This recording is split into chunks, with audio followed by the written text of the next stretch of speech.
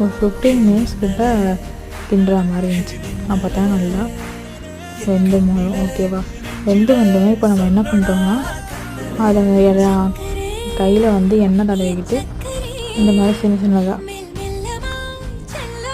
நீங்கள் வந்து உருட்டி எடுத்துக்கணும். ஓகேவா. உருட்டி எடுத்துட்டு அதுக்கப்புறம் வந்து குக்கர் சட்டியில் நல்லா ஒரு 15 நிமிஷம் மாதிரி வேக விடுங்க.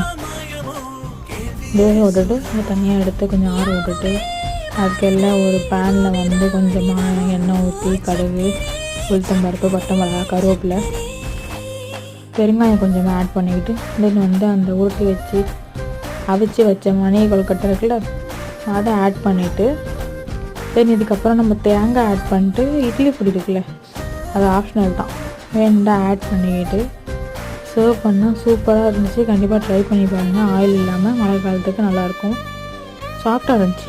பாய். நெக்ஸ்ட் ரெசிபியில் பார்க்கலாம்.